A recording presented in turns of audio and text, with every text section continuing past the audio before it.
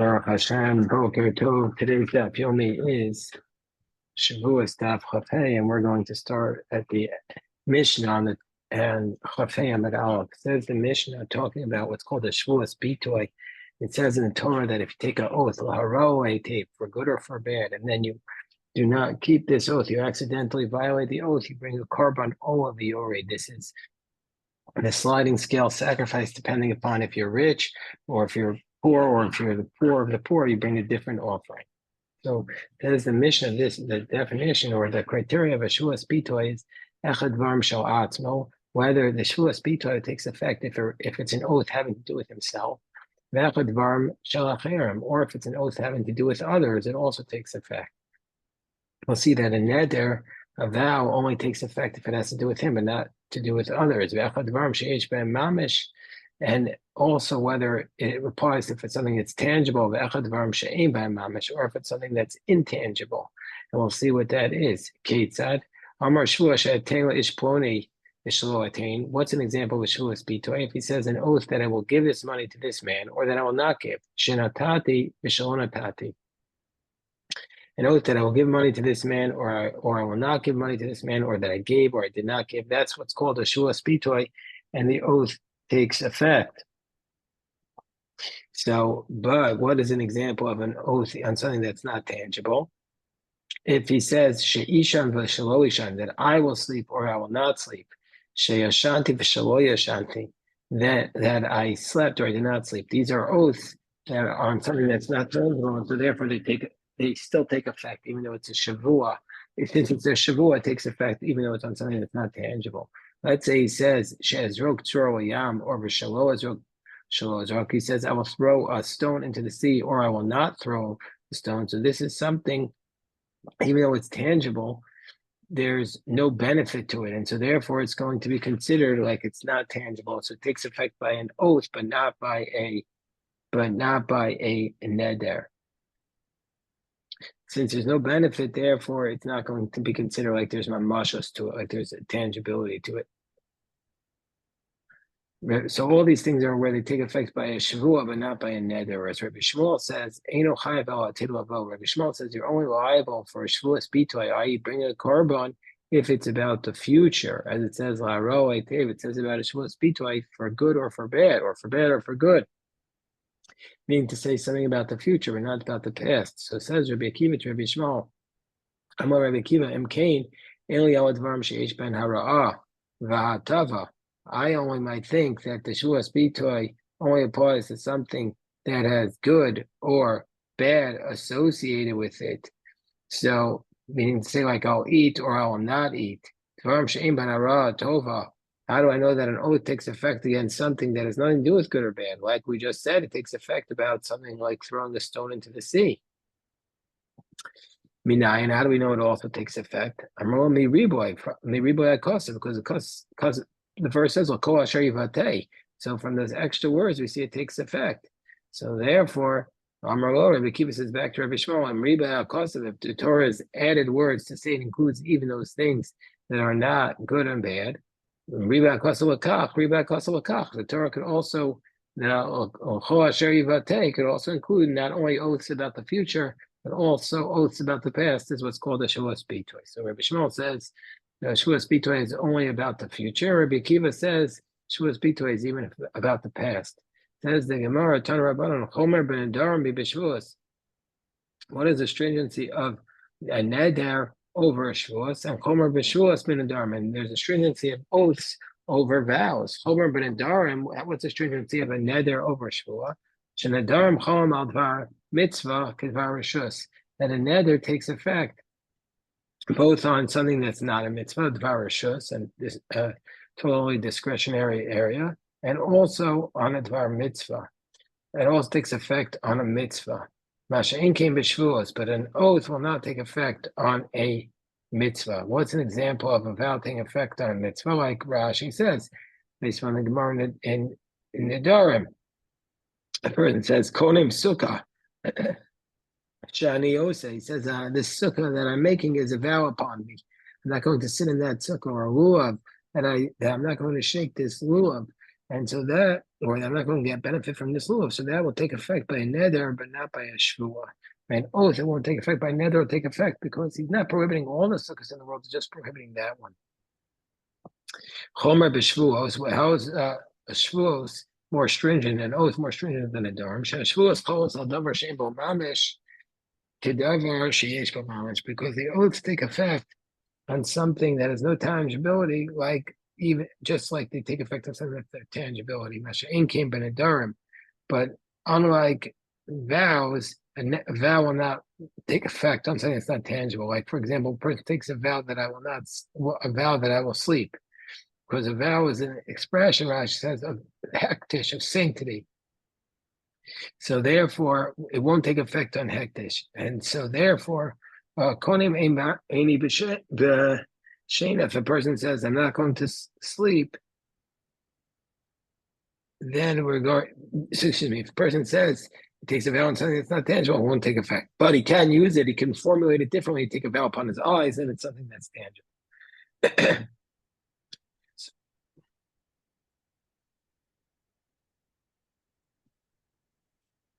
Says the Gemara. What does it mean when it says that a shua takes effect on somebody else, but unlike a vow? It says, Kate said, Amar shvua she'etein poni v'shalo etein. He takes a vow that I'm going to give to something, but I will not give. It takes effect. Ma'etein, what is he vowing to give? If he's saying he's going to give charity to the poor person, that can't be that a vow takes effect there. We've already taken a vow to give charity from Sinai. Here we're talking about, commentators explain, the minimum amount with a poor person and nothing beyond the discretionary. So you're commanded about that at Sinai. So it wouldn't take effect.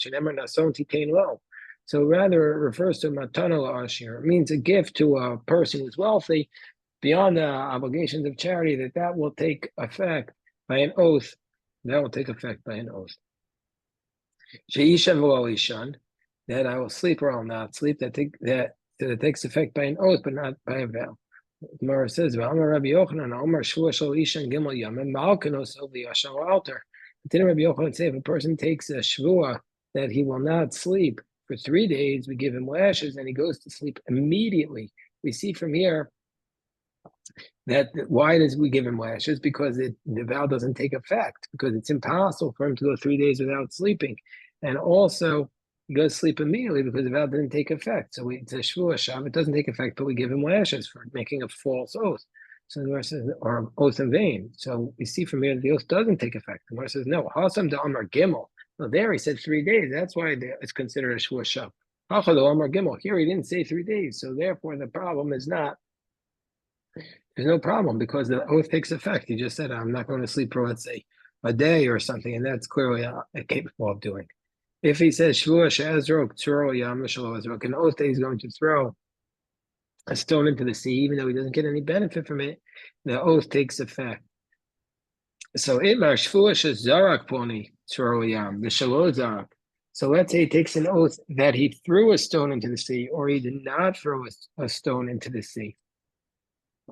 So under those circumstances, Rav Amar Chayev Shmuel Amar Pater. Rav is going to say that he's liable if he takes an oath that this person threw a stone into the sea or he did not throw the stone into the sea, and Shmuel says he's exempt. Rav says he's Chayev, Isa B'Lavain, because we could say in the positive and negative, he threw it or he did not throw it. The whole source, the basis for Shua Spitoy is Leharao Eitev, for the good or for bad. So the oath has to be said in this type of language. And so therefore, since it's said in this type of language, the oath about having thrown the stone in the sea takes effect. The Shmuel Amar Pater, where Shmuel says he's going to be exempt under those circumstances, Leisa Bilaba, because the reason why Shmuel says he's exempt, because this oath cannot be formulated in the future. He cannot say in the future this person will throw or he will not throw. That's not a Shua Spitoy, that's a Shua Shav, because this other person is not in his, he's not under his domain to say he's going to throw this stone. And so therefore, Shmuel says, since this oath cannot be formulated in a future oath, therefore, it also doesn't take effect in the past. And so therefore, he's exempt. It's going to be considered it's not a Shvuah Spitoy, it's a Shvuah Shav. Let's say that this dispute where Shmuel says if it can't be formulated in the future, it's not a Shevuos Bitoy, and Rav says it is. Let's say that this is the same dispute between Rabbi Shmuel, who says that Shevuos Bitoy is only on the future, and Rabbi Akiva says also about the past. Rabbi Shmuel Omer, as we learned in our Mishnah, Rabbi Shmuel says that a Shevuos Bitoy is only about the future, as it states, in the future, for bad or for good. If that's the case, I would only know things that are good or bad associated with it. Things that do not, like, for example, throwing a stone to sea. How do I know it take effect? From the takes effects is Rabbi Shmuel from the extra word. So Rabbi Akiva responds, if you want to say the extra words apply to also include things that are not, well, they also apply also to include the past and not just the future. So the Gemara says, Rav Amar Ka, Rabbi Akiva. Rav says that this oath about throwing the stone into the sea takes effect even on the past. He holds like Rabbi Akiva.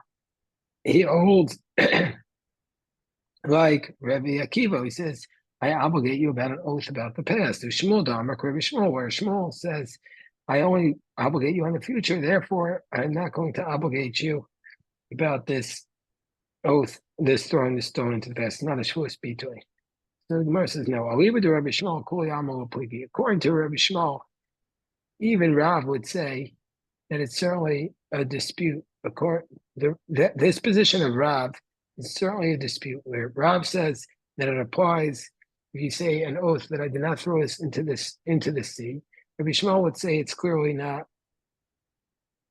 that it's clearly an oath that this person did not throw the stone into the sea, and Rav says it's applicable. Clearly does not work according to Rabbi Shmuel. It only works according to Rabbi Akiva. And so Rav and Shmuel are not arguing about the position of what Rabbi Shmuel would say there. Ki pligi, but where is there an argument? Actually, I skipped a step. The Gemara says, according to Rabbi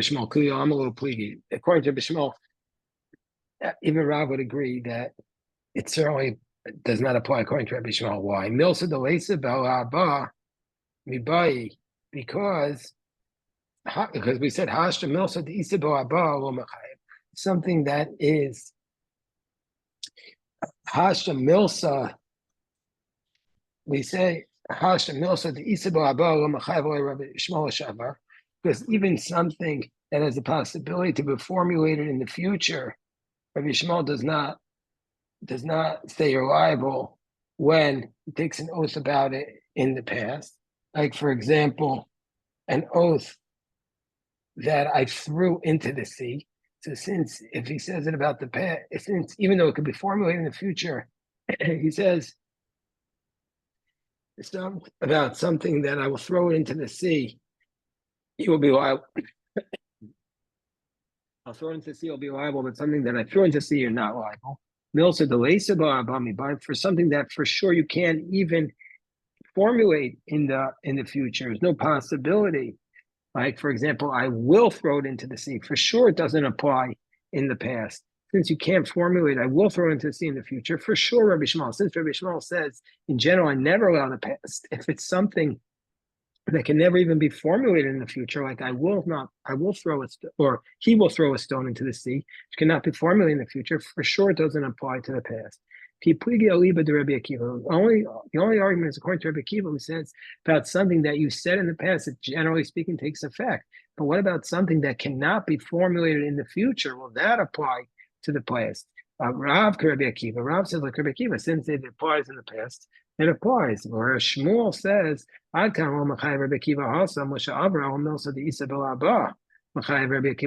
says, so Shmuel says, no, when does Rabbi Akiva say you're liable for Shevuos Bitoy about something in the past? Only if it's something that could also be formulated in the future, like I threw the stone in the sea, or I will throw the stone in the sea, but about this other person you can't take such an oath about the future. So therefore you can't take an oath that this person threw it into the past. So they're all so Rabbi and Shmuel are only arguing about Rabbi Akiva. So the Gemara says maybe on top of 25b, maybe this is actually the dispute between Rabbi Yehuda ben Beseira and the Rabbanan. It's not. We learned in the Mishnah on Daf Chav Zayin, Nishbo Avato as a mitzvah, below detail. Potter, let's say he took an oath to nullify a mitzvah. So one of the mitzvahs of the Torah, and you didn't end up doing it because you're exempt from a Shevuos bitoy because the oath doesn't take effect. But it is a Shevuos shot, but you're potter from a carbon. The kayim is a mitzvah of lokiyim. Let's say you take an oath to fulfillment, so you don't fulfill it. Potter shaya bedin, because you might have said shayi chayav kediver Rabbi Yehuda ben Beseira. You might have thought you're liable like Rabbi Yehuda ben Beseira taught. I'm Rabbi Yehuda ben Beseira. Mama rashush she'enu mushbal of mehar Sinai. Just like something that is a reshus, that something that is discretionary, that you don't take an oath about it from Sinai. You go liable. Mitzvah Sinai. If it's an oath that you are commanded about from Sinai, and you want to take an oath about it from the future, for sure you should be chayiv oel. So Amar, so the Rabbanan responds, Rabbi Yehuda Beseira, no, no, about a